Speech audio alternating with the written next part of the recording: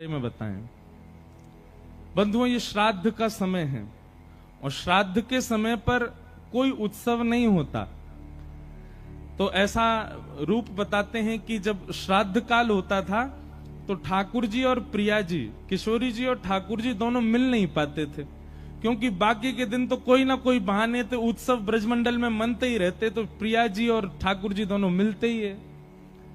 लेकिन जैसे श्राद्ध के समय आते सारे उत्सव बंद, तो श्री जी वहां विरह में, यहां ठाकुर जी विरह में, और दोनों को विरह आतुर देख करके यहां सब सखा और वहां सब सखियां मन में विचार करती इनको कैसे प्रसन्न करें।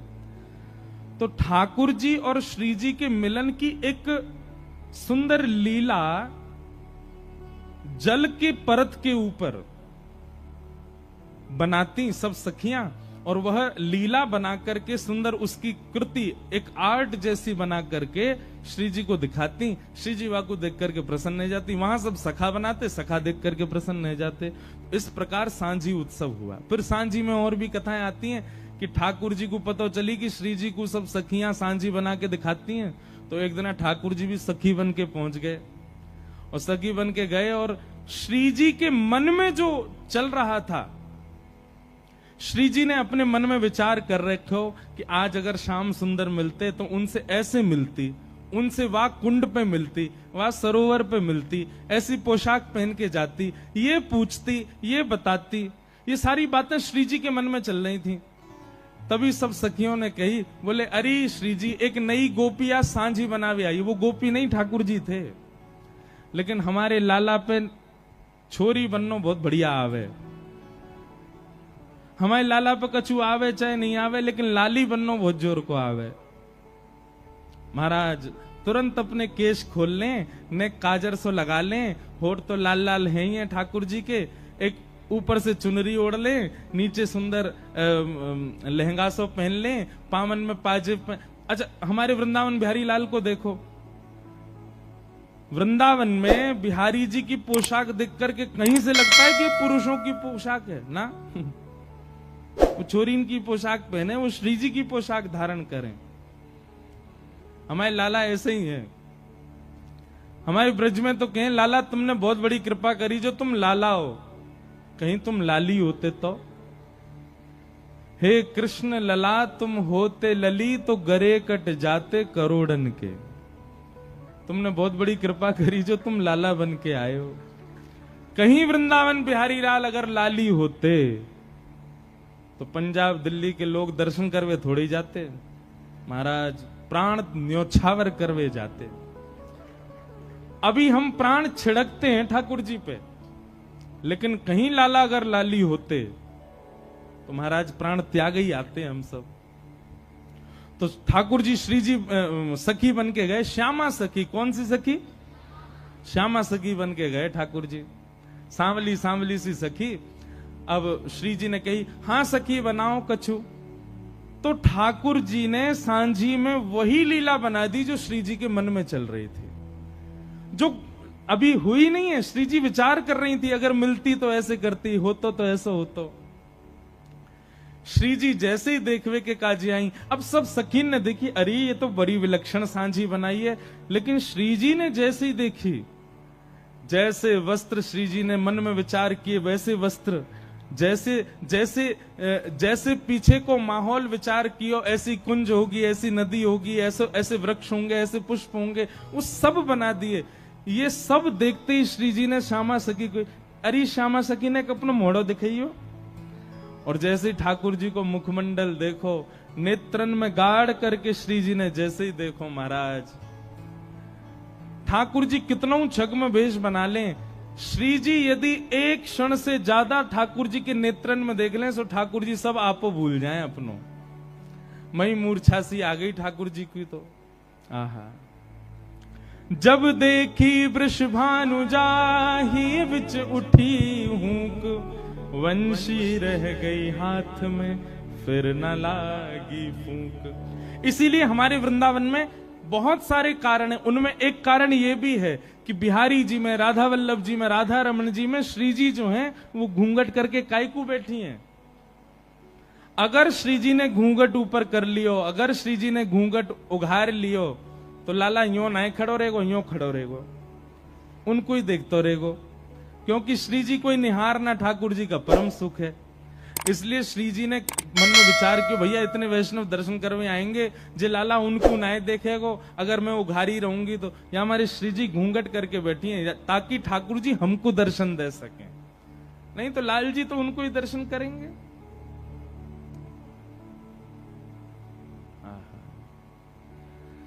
तो ऐसी सांझी, सांझी का मतलब चित्र के द्वारा श्री जी और प्रियतम के मिलन को सखियां बनाती हैं, क्योंकि इन 15 दिन ठाकुर जी का श्री जी का मिलन हो नहीं पाता श्राद्ध की वजह से, इसलिए सांझी उत्सव होता है।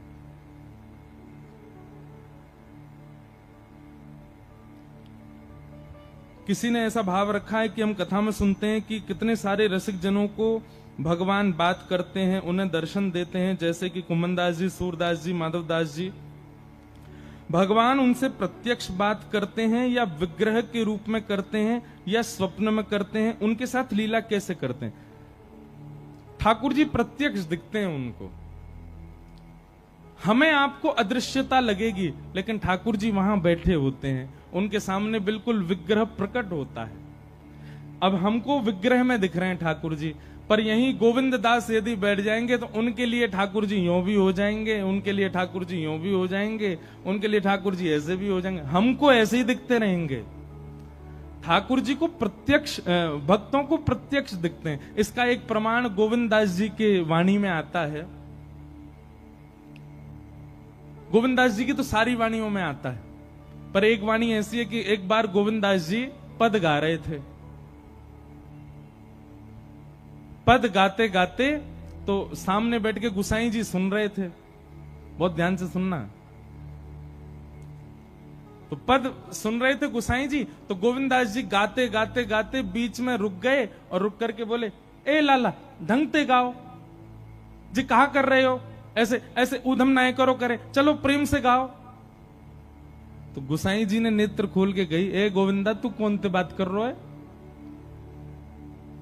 गोविंदास जी बोले, तुम्हारो ही लाडलो बैठो है बगल में, कान पे हाथ धर के नेक से मोते राग गा रो है, मैं जैसे जैसे अलाप लूं मेरे पीछे पीछे गा रो है, लेकिन माने ना है, ऊधमी है, बीच बीच में गलत स्वर लगा रो या हमारे वकु टोक रहा हूं। अब गुसाई जी को नहीं दिख रहे ठाकुर जी, लेकिन गोविंदास के साथ लीला कर रहे हैं। तो गोविंदास से गुसाई जी कहते हैं, गोविंद तुम कितने सौभाग्यशाली हो, जबकि गुसाई जी के शिष्य हैं गोविंदास, लेकिन फिर भी गोविंदास को दिखाई दे रहे हैं ठाकुर जी। गुसाई जी को भी दिखते थे, पर कभी कभी लीला करते थे तब नहीं दिखते थे। तो गुसाई जी बोले, गोविंदा तुम कितने सौभाग्यशाली हो, ठाकुर जी तुमको दिखाई देते हैं।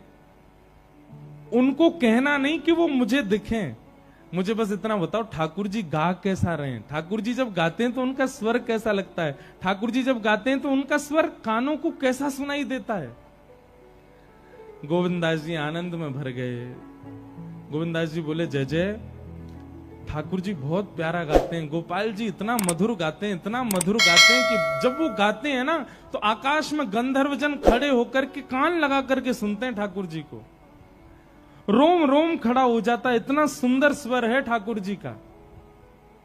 पर गुसाई जी बोले, पर मतलब कोई कमी करें? बोले नहीं, ठाकुर जी बहुत मधुर गाते हैं, पर हमारी श्यामाजू ठाकुर जी से भी मधुर गाती हैं, किशोरी जी ठाकुर जी से भी मधुर गाती है।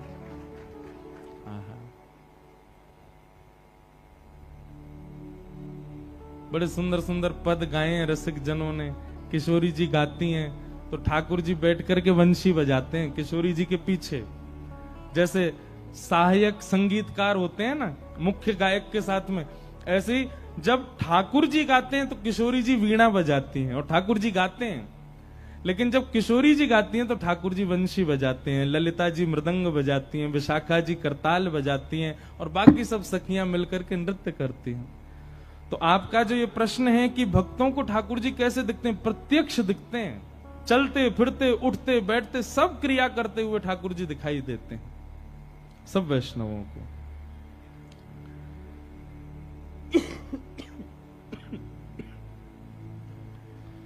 फिर बाकी के प्रश्न बहुत बड़े बड़े हैं। एक ने तुलसी जी की महिमा पूछी है।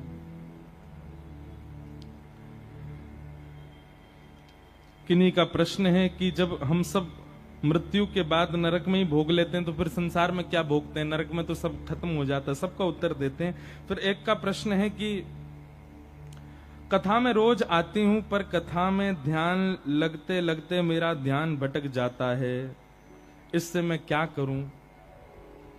हमने पहले दिन कथा में बताया था, श्रीमद् भागवत जी में ही लिखा है,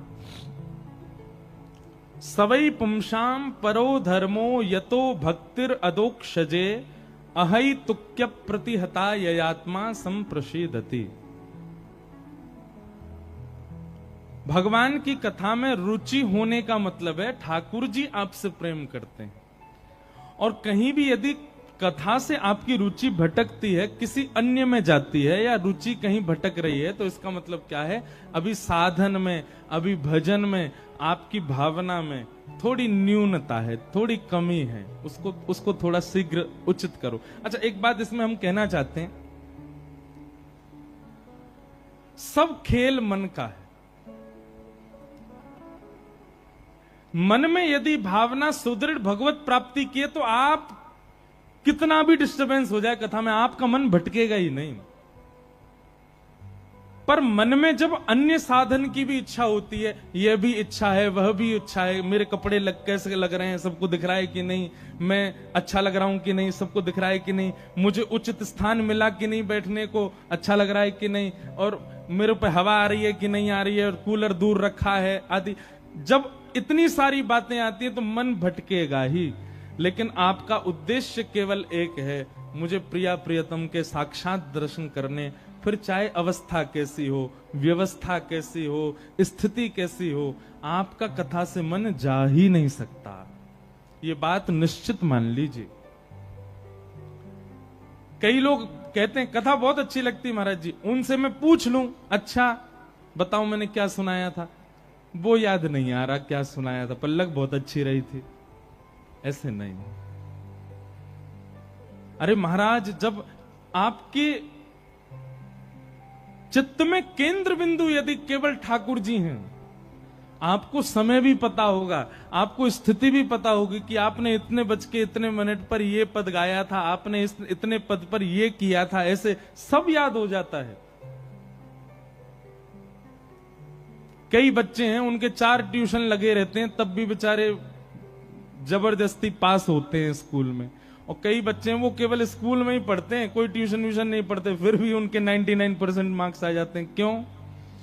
क्योंकि उनके चित्त में ऐसा नहीं है कि वो कोई घोटी बना के पीते होंगे। एक भामनी आती है, जो नहर होती है ना, नहर के किनारे काई जम जाती है, उसी काई से ही एक विशिष्ट प्रकार की एक औषधि निकलती है, उसको भामनी बोलते हैं, उसको और भी कुछ बोलते हैं। कई लोग उसको घोट घोट के पीते हैं ताकि उससे क्या है कि एक बार पड़ी हुई वस्तु याद हो जाती है।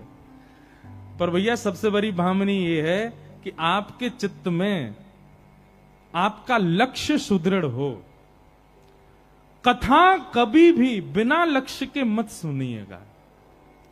आप बिना लक्ष्य के कथा में आकर के बैठेंगे तो आपका मन भटकेगा ही भटकेगा। लेकिन आपका लक्ष्य, और लक्ष्य कथा का और कोई होना नहीं चाहिए, केवल एक ही होना चाहिए, क्या? श्यामा श्याम की प्राप्ति।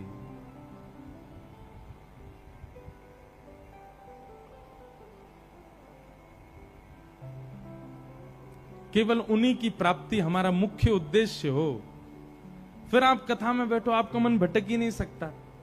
तो इसलिए जिनका भी ये भाव प्रश्न है कि हमारा मन बहुत भटकता है, आप थोड़ा अपना उद्देश्य सुदृढ़ करो। उद्देश्य सुदृढ़ हो जाएगा तो आपका मन भटक ही नहीं पाएगा। बोलो वृंदावन बिहारी लाल की।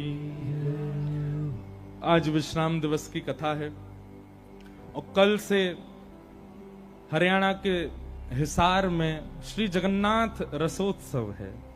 4 दिन तक श्री जगन्नाथ जी की भाव कथा हम वहां सुनाएंगे। आप सब लोग भी लाइव सुनिएगा। और जो हिसार, कई लोग हिसार चल रहे हैं हमारे साथ में, रात में ही जा रहे हैं आज, तो वो सब लोग हिसार चल के वहां कथा सुनना। जगन्नाथ जगन्नाथ जगन्नाथ रक्षमाम महाबाहो महाबाहो महाबाहो पाहि माम। कलयुग में सांचे श्री कृष्ण यदि कहीं विराज रहे हैं, सब जगह ही कृष्ण है, पर सांचे बिल्कुल पूर्ण रूपेण जिनको कह दो कि एक बार देखते ही लगा कि हाँ श्री कृष्ण कहाँ है, जगन्नाथपुरी में श्री जगन्नाथ महाप्रभु। उनकी कल से लीला सुनाएंगे 4 दिन तक। उसके बाद फिर कानपुर में कथा करने जाएंगे और फिर हम दोबारा पंजाब आ रहे हैं चंडीगढ़ में 7 अक्टूबर से 13 अक्टूबर तक चंडीगढ़ में कथा सुनाएंगे। आप सब लोग अपने बोरिया बिस्तर बांध के वहीं आ जाना। अच्छा, हम कितने आसानी से बोल देते हैं जैसे आप लोगों पे कोई काम ही नहीं है, पर क्या होता कि दुनिया ऐसी होती, आप लोग केवल कथा सुनते, इसी से तो पेट भर जाता, इसी से आप लोगों की निद्रा पूरी हो जाती, इसी से प्यास बुझ जाती। हम कथा सुनाते, आप सुनते, पूरा जीवन यही चलता रहता है। कितना आनंद आता, यही लगा रहता, कुछ करना धरना नहीं। लेकिन फिर भी आप सबको अवकाश मिले तो आइएगा सब लोग चंडीगढ़ में। बोलो वृंदावन बिहारी लाल की। कथा क्रम में प्रवेश करें। भगवान श्री कृष्ण का रुक्मणी जी के साथ में विवाह संपन्न हुआ, ठाकुर जी का विवाह हुआ।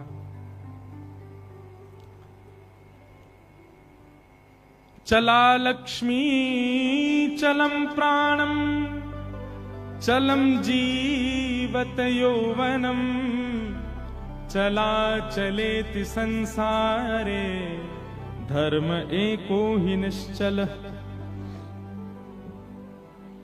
संसार में हर वो वस्तु चलायमान है जिसको आप अचल देखना चाहते हो। शब्द पर ध्यान दीजिएगा। संसार में हर वो वस्तु चलायमान है जिसको आप और मैं और हम सब अचल देखना चाहते हैं। सबसे पहले अचल, चल और अचल तो समझते होंगे ना।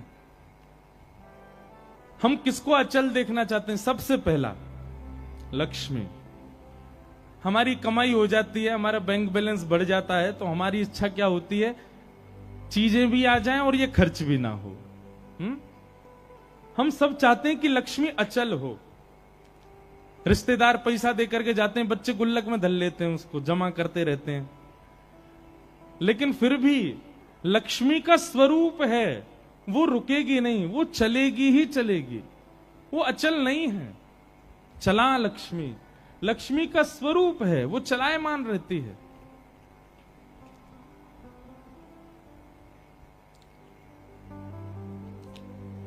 सावधान तय श्रृणु, सब लोग बहुत ध्यान से सुनो। तो सबसे पहली वस्तु जिसको कोई भी नहीं चाहता कि वो उससे दूर जाए, उसका नाम क्या है? लक्ष्मी, धन। लेकिन वो आपके चाहने से रुकेगी नहीं, उसका स्वभाव है चलना, वो चलायमान रहती, चली जाएगी। दूसरी कौन सी वस्तु है जिसको हम कभी नहीं चाहते कि वो हमसे कभी दूर जाए या चले? दूसरी वस्तु क्या है? प्राण। हमारे प्राण, हम कभी नहीं चाहते कि वो निकलें, सदा यही चाहते हैं कि सदा भीतर बैठे रहें। और प्राणों को सजोने के लिए, प्राणों को बचाने के लिए पूरा विश्व लगा पड़ा है। सब भागदौड़ इसीलिए कर रहे हैं कि हमारे प्राण बचे रहें बस। लेकिन आपकी लाख कोशिश करने पर भी प्राण नहीं रुकेंगे। उनका स्वरूप है, उनका स्वभाव है चलना, वो चला ही जाएगा।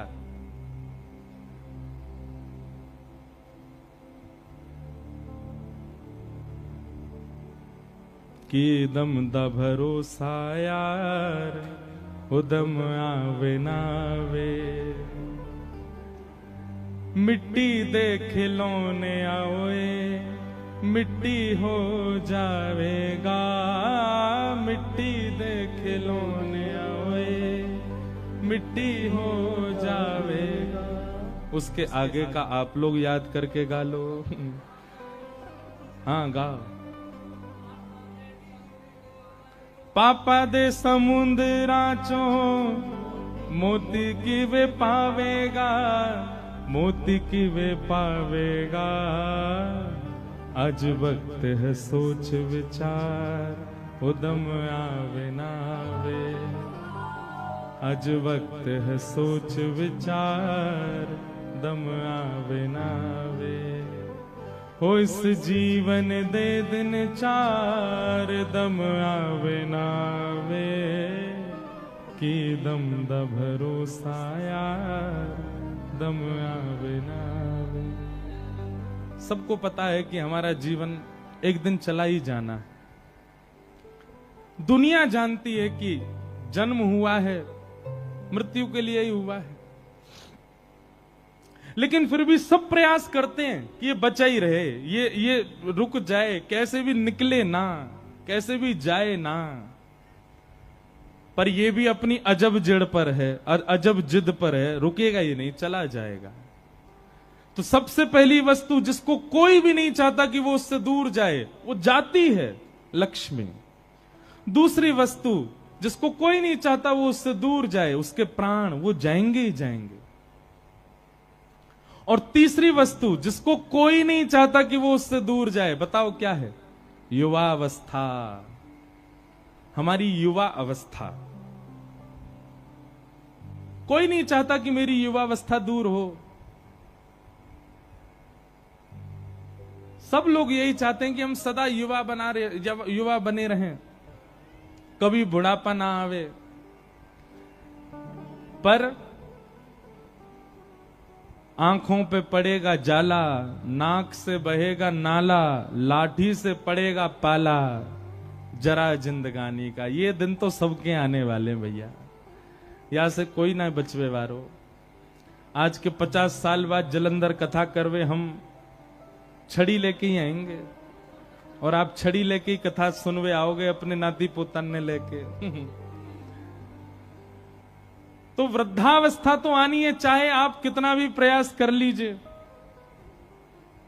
चला लक्ष्मी चलम प्राणम चलम जीवत यौवनम, और चला चलेति संसारे, संसार में हर वो वस्तु जिसको आप चाहते हो कि ये आपकी होके रहे, आपके पास रहे, चली जाएगी। इसलिए संसार में किसी भी वस्तु से इतना स्नेह मत करो। बंधुओं, संसार का नियम है, इतना लगाव मत करो, इतना स्नेह मत करो, किसी वस्तु के प्रति इतनी आसक्ति मत करो, क्योंकि जैसे ही आपकी आसक्ति बनती है, संसार का स्वभाव है छूटना, और जब वो छूटता है आप उदास हो जाते हो, निराश हो जाते हो। इसलिए संसार में किसी से अति लगाव मत करो, अति स्नेह मत करो। स्नेह करने वाले 5 लोग हैं बस। सबसे पहले ठाकुर जी। स्नेह उन्हीं को दो, अपना प्रेम उन्हीं को दो, अपना वक्त उन्हीं को दो, अपना सब कुछ उन्हीं को प्रदान कीजिए। दूसरे, ठाकुर जी की लीला, उस लीला से स्नेह करो। तीसरी वस्तु, ठाकुर जी का धाम। हम वो बात बता रहे हैं, उनका नाम बोल रहे हैं जो कभी दूर नहीं हो सकते आपसे। बाकी इनके अलावा जिससे भी स्नेह करोगे, जिससे भी प्रेम करोगे, जिससे भी प्रीत लगाओगे, छूटेगा, दूर होगा। ठाकुर जी दूर नहीं होंगे। लीला से स्नेह करो, लीला दूर नहीं होगी, बल्कि लीलाएं आपको दिखने लग जाएंगी। ऐसी ऐसी लीला जिनका आपने वर्णन नहीं सुना कथा में, वह भी आपके चिंतन में आने लग जाएंगी। कितने बालकों को मैं जानता हूं जो लीला दर्शन करते हैं, जिनको स्थिति का दर्शन होता है, ठाकुर जी की अद्भुत लीलाएं देख लेते हैं। तो सबसे पहले ठाकुर जी, दूसरे लीला, तीसरा धाम, ठाकुर जी का धाम। वृंदावन हो, बरसाना हो, नंदगांव हो, द्वारिका हो, जगन्नाथपुरी हो, बद्रीनाथ हो, धाम के प्रति प्रेम प्रदान करो। और चौथे, महाप्रसाद, ठाकुर जी का अधुरामृत, उसके प्रति खूब स्नेह रखो। और पांचवा और अंतिम, हरि के जन, हरि को जो भजते हैं, हरि को जो गाते हैं, हरि को जो सुनाते हैं, हरि को जो सुनते हैं, हरि में जो रहते हैं, हरि के ही जो हैं, उनसे, इन 5 भावों से आप प्रीति करो। इन 5 लोगों के प्रति आप अपना सर्व समर्पण करो, कभी खत्म नहीं होगा, सदा बना रहेगा। इसके अतिरिक्त आपने जिसको भी अपना प्रीति दी, प्रेम दिया, समय दिया, हृदय दिया, वो छूटेगा ही छूटेगा।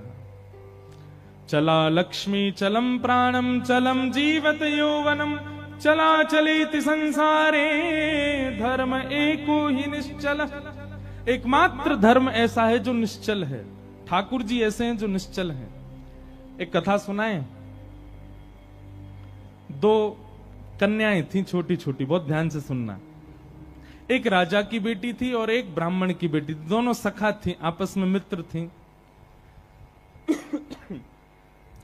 एक बार राजा के यहां पर एक संत का आगमन हुआ, तो संत शालिग्राम भगवान की सेवा कर रहे थे। वो दोनों कन्याएं बैठ करके देख रही थी। दोनों के मन में भाव आया, इस संत जैसे सेवा करते हैं वैसी सेवा हमको भी मिल जाए। तो दोनों संत से कहने लगी, बाबा हमको भी सेवा दे दो, हमको भी ठाकुर जी दे दो। तो संत ने मन में विचार किया, छोटी छोटी कन्याएं, ये क्या जाने असली नकली क्या होता है। उन्होंने शालिग्राम जैसे दिखने वाले चिपटे 2 पत्थर लिए और दोनों कन्याओं को दे दिए। दोनों कन्याएं बड़ी प्रसन्न हो गईं, बोले वाह हमको ठाकुर जी मिल गए। दोनों ने गुरुजी से पूछा, गुरुजी इनका नाम क्या रखें? तो गुरुदेव ने कहा, तुमको जो प्रिय लगे वो नाम रखो इनका। तो कन्याएं जो वो बड़े चिकने से पत्थर थे, तो एक आध बार हाथ से फिसल गए। तो एक कन्या ने कहा, बोले इनका नाम रखते हैं सिलपिल्ले भगवान। कौन से भगवान?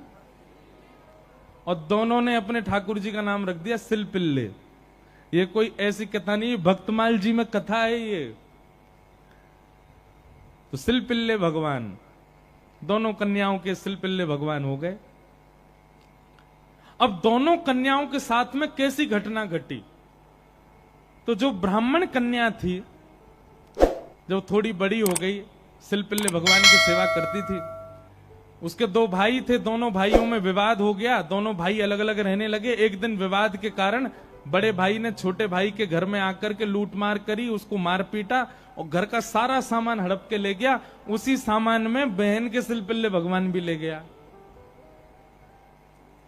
और बहन तो बेचारी रोने लगी। उसके तो ऐसे प्राण हो गए मानो बस अब जीवित ही नहीं रह पाएगी ठाकुर जी के बिना। रोने लगी, भैया से कहने लगी, भैया बोला पूरा घर लुट गया, उसकी तुझको चिंता नहीं, वो तेरे पत्थर के भगवान खो गए उनके लिए रो रही है। बोले वो पत्थर नहीं है, मेरे प्राण है, मेरे जीवन है, वो नहीं मिले तो मैं प्राण निकल जाएंगे मेरे।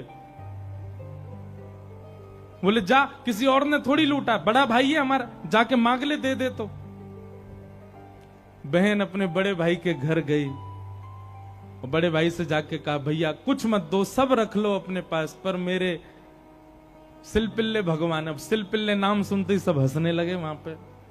और जितने भी उसके भाई के साथ, वो तो गुंडा प्रवृत्ति का था, उसके साथ में जितने भी लोग सब हंसने लगे। अच्छा क्या नाम तुम्हारे ठाकुर जी का? बोले सिलपिल्ले भगवान। और जोर से हंसे। भैया मेरे भगवान दे। बोले अंदर सारा सामान पड़ा है, तू जाके अपने आप ढूंढ ले ठाकुर जी कहां हैं। अंदर जाने लगी तो एक जो उसके भाई का पूरा गैंग था, उसमें से एक बोला, अगर तेरी इतनी भक्ति है कि तू अपने भगवान के बगैर नहीं रह पा रही, तू यहीं खड़ी खड़ी बुला ले, तेरे ठाकुर जी अपने आप ही निकल के आ जाएं।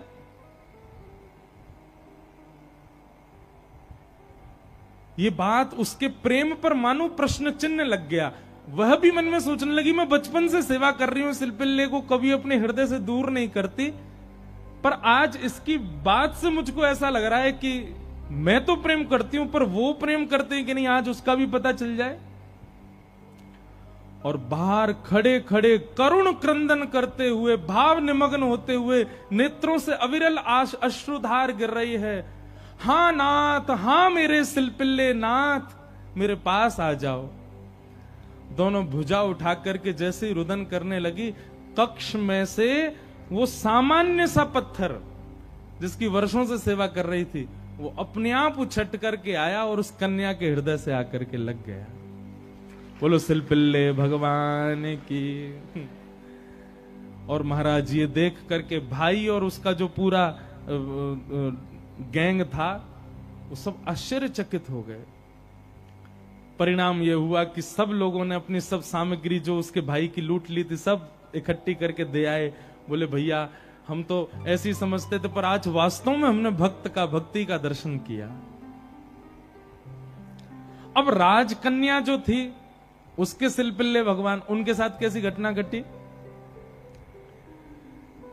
कन्या का विवाह हुआ और जिस पुरुष के साथ में विवाह हुआ वो किसी भी रूप से भक्त नहीं था, ना वो भक्त था ना उसका परिवार भक्त था। कन्या ने विवाह के लिए मना तो किया, पर माता पिता नहीं माने, विवाह कर दिया। अब वो तो बस अपने सिलपिल्ले भगवान को हृदय से लगा के रहे, बोले कि मुझे पता है ये मेरा पति और ये परिवार पूरा जो है ये बिल्कुल भी भक्ति भाव इनके चित्त में नहीं है, पर नाथ बस आप मेरे साथ रहोगे तो मैं पूरा जीवन निकाल लूंगी। अब जिससे उसका ब्याह हुआ था वो तो काम क्रोध लोभ मोह सब था उसके अंदर, वो तो इसी कारण से विवाह कर रहा था, भोग वृत्ति थी उसकी। लेकिन कन्या के चित्त में यह भाव था कि भाई ये वैष्णव नहीं है, इसको तो मैं स्पर्श भी नहीं करने दूं अपना।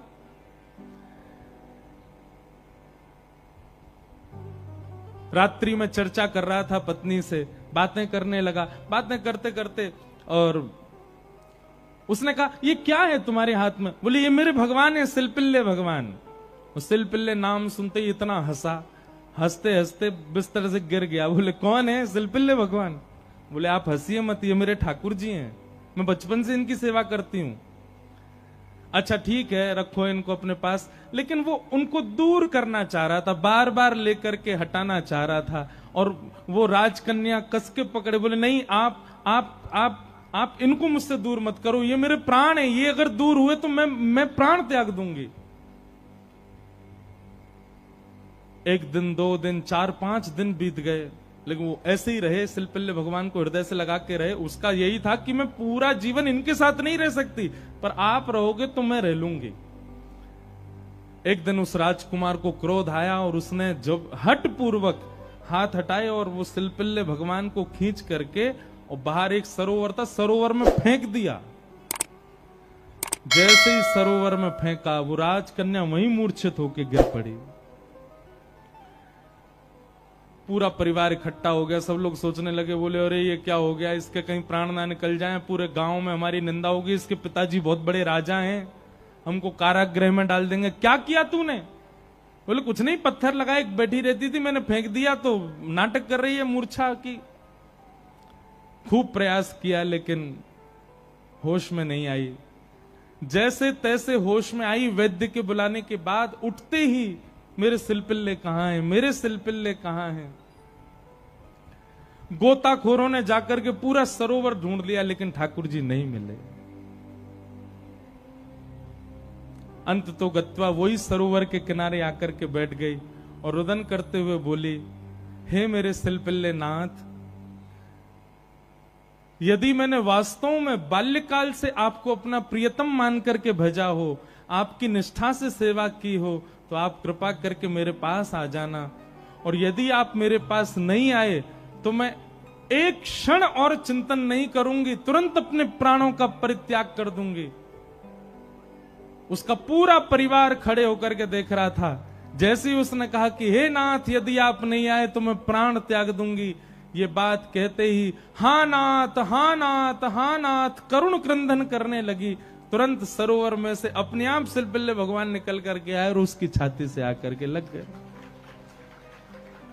और ये दृश्य देख करके परिवार पूरा जो था वो तो नतमस्तक हो गया, और उस कन्या को वापस उसके घर ही छोड़े आए। बोले भैया ये इतनी ऊंची श्रेणी नहीं है हमारी कि हम इसके साथ रहें, हमसे अपराध बनेगा यदि हम इनको अपने पास रखेंगे तो। ये तो हमारी कोई गुरु स्वरूपा है। प्रीति, अरे सामान्य से पत्थर को उन्होंने भगवान मान लिया, और ठाकुर जी उसमें भाव, जरूरी नहीं है कि धातु प्रधान होता है, जरूरी नहीं है कि कोई वस्तु विशेष। ये बात आप बहुत ध्यान से सुनिएगा। कई लोग भेद मानते हैं, अपने लड्डू गोपाल को सामान्य समझते हैं, वृंदावन बिहारी लाल को विशेष समझते हैं। उनको लगता है मंदिर में जो बिहारी जी बैठे हैं ये विशेष हैं, हमारे संग जो डलिया में डोल रहे हैं ये इतने विशेष नहीं है। क्यों?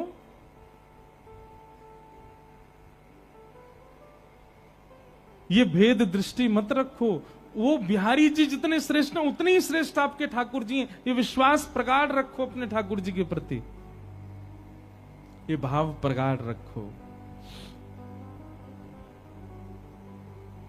तो भैया संसार में हर वो वस्तु चली जाएगी आपसे दूर जिसको आप स्नेह भरी दृष्टि से देख लोगे।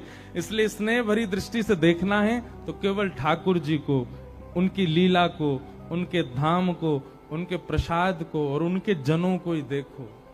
और या फिर जिससे स्नेह हो रहा हो, चाहे वो पुत्र हो, पुत्री हो, माता हो, पिता हो, मित्र हो, यार हो, कोई भी हो, उसको भगवत भक्त बनाओ। क्योंकि भगवत भक्त बनने के बाद उससे स्नेह हो तो भी वो स्थिर तो रहेगा। आप वैष्णव हैं और वो संसारी है, तो कोई भी संबंध क्यों ना हो स्थिर नहीं रहेगा, जाएगा।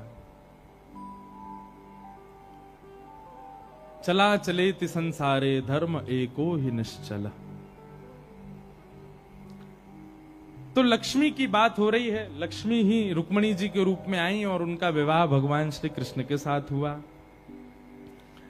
आगे भागवत जी में सिमंतक उपाख्यान सुनाया गया।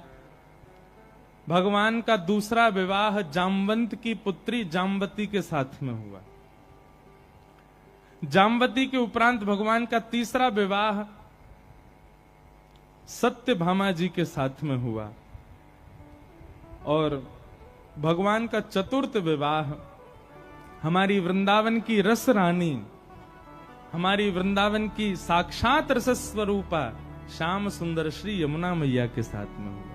बोलो यमुना मैया की जय। एक बात हमारी बहुत ध्यान से सुनो, हम वैसे तो कथा में बोलते ही हैं। वृंदावन जाति बंधुओं कुछ नियम है, उन नियमों का पालन किया करो। सबसे पहला, वृंदावन जाते ही सबसे पहले तो वहां के अपनी गाड़ी से उतर के सबसे पहले तो भूमि जहां से वृंदावन प्रारंभ होता है वहीं वृंदावन को प्रणाम किया करो। आज भी कई वृंदावन आने वाले वैष्णव हैं, वो पादुका नहीं पहनते अपने पैरों में, क्योंकि जिस रज पर ठाकुर जी निरावृत चरणों से भ्रमण किए, हम कैसे पहन लें। तो सबसे पहले आते ही वृंदावन की रज को प्रणाम करो। आपका मस्तिष्क सूना नहीं होना चाहिए वृंदावन में। और सुनिए, वृंदावन में आके वो छापे वाले मत लगवाया करो तिलक, स्वयं तिलक लगा करके निकला कीजिए अपने कक्ष से। रज लीजिए, रज में गंगा यमुना जल मिलाइए, उस रज का तिलक करिए। और तिलक करना एक बात होती है, ऐसे प्रणाम करो कि अपने आप ही रज लग जाए आपके माथे से। सबसे पहला रज को प्रणाम। पंचायतन प्रणाम हमने बताए कथाओं में, सबसे पहले रज को प्रणाम करो। दूसरा, वृंदावन में जैसे भीतर प्रवेश करते हो जितने वृक्ष वृंदावन के आपकी दृष्टि के सामने आ जाएं सबको प्रणाम करो। वृंदावन में वृक्ष सामान्य नहीं है बंधु। आशा महो चरण रेणुज श्याम हम श्याम, वृंदावने किमपि गुलमलतोषधीनाम। वृंदावन में जैसे किसी व्यक्ति ने अगर अखंड वृंदावन वास के लिए पूरा जीवन भजन किया कि हे नाथ मुझे अखंड वृंदावन वास मिले, और भजन करते करते उसके प्राण चले गए, तो अगले जन्म में वृंदावन में वृक्ष बन करके वो आ जाता है और वो अखंड वृंदावन वास करता है। इसलिए वृंदावन वास जिनके मन में इच्छा होती, कई लोग कहते हैं वृंदावन वास कैसे मिले, वृंदावन के वृक्षों को प्रणाम किया करो। किशोरी तोरे चरणन की रज पाऊं, किशोरी तोरे चरणन की रज पाऊं। बैठी रहूं कुल जन के कोने, बैठी रहूं। जो नहीं गाएगो वाकू बगल वाले की सौगंध है, जो नहीं गाएगो वाको अगले जन्म में भ्या नहीं होएगो। इसलिए विचार कर लो, ऊंचे स्वर में गाओ सब लोग। हरिराम व्यास जी कहते हैं वृंदावन वास चाहिए तो क्या करो, बैठी रहूं कुल जन के कोने, बैठी रहूं कुल जन के कोने। श्याम राधिका गाऊं,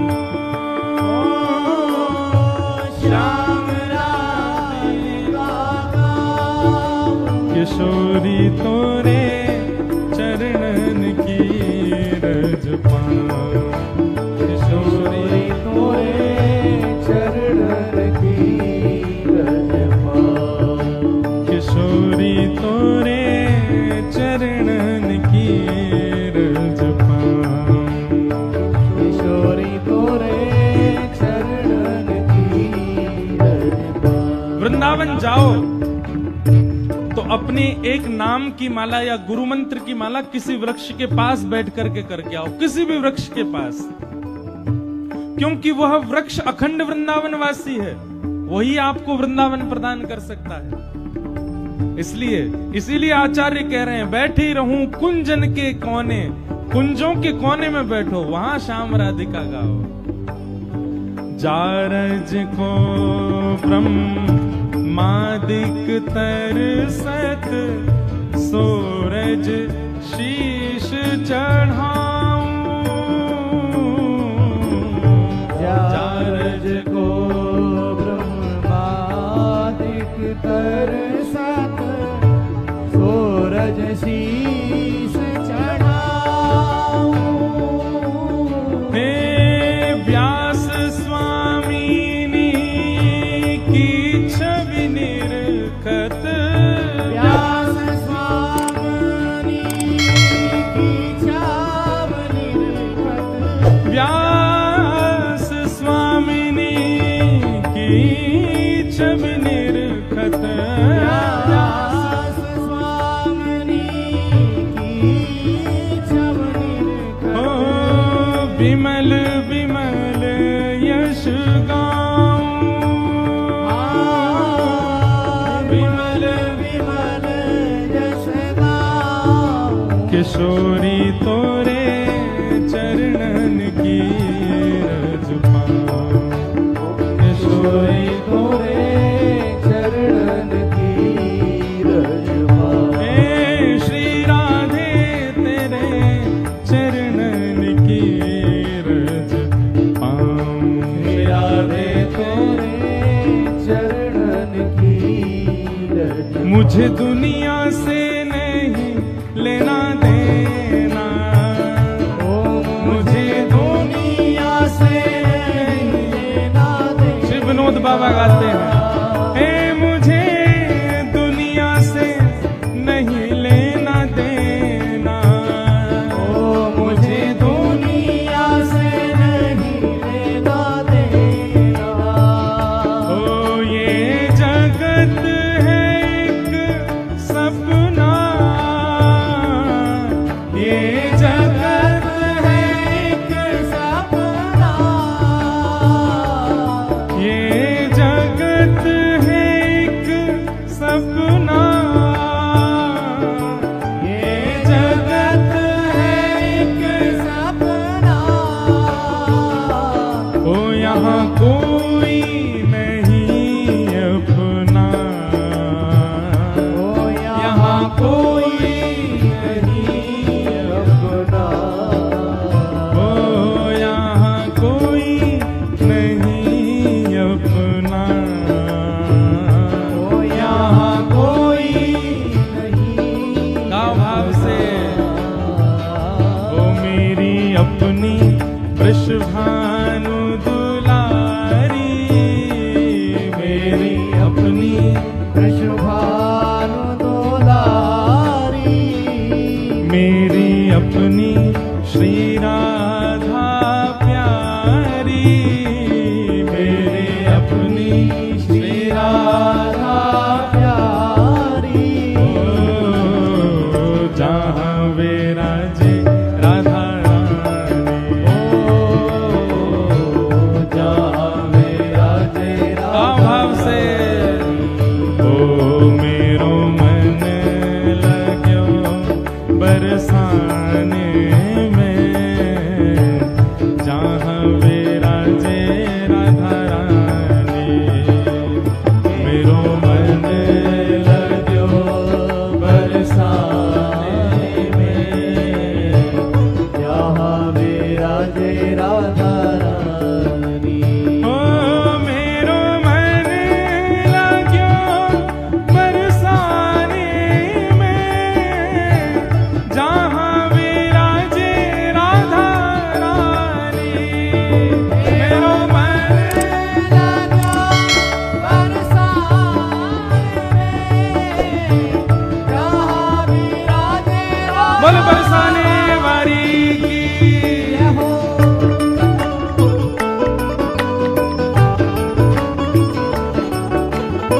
बोल वृषभानु दुलारी की। माई की।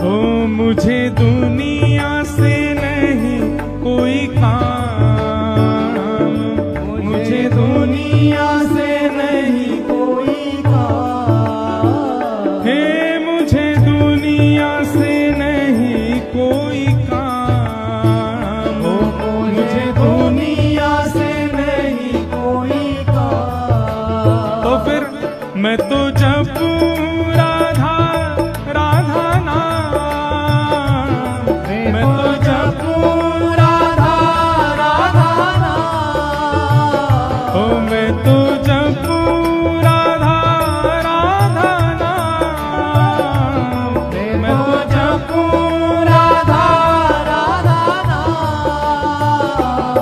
दर्शन करूं शुभ शाम, दर्शन करूं शुभ शाम। ओ मेरे मन में विराजे श्याम दीवानी, मेरे मन में विराजे श्याम दीवानी, मेरे मन में विराजे श्याम दीवानी, मेरे मन में विराजे श्याम दीवानी। रहो जहाँ विराजे राधा रानी,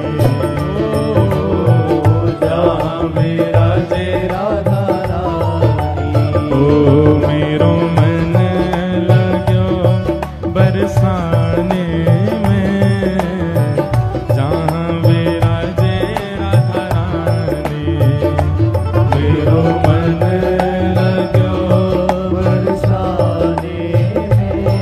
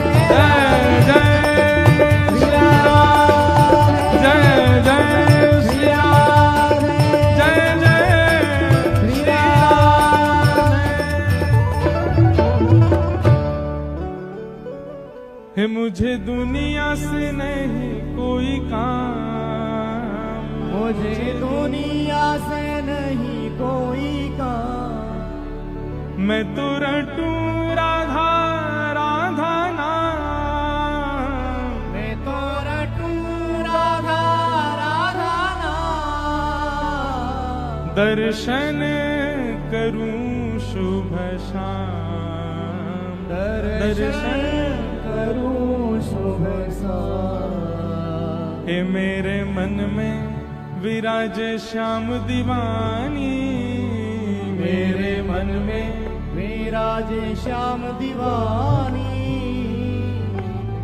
जहाँ विराजे राधा रानी, जहाँ विराजे ओ मेरो मन लाग्यो बरसाने में, जहाँ विराजे राधा रानी, ओ मेरो मन लग्यो बरसाने में, जहाँ विराजे श्याम प्यारी। बैठ जाओ। बोलो वृषभानु दुलारी की।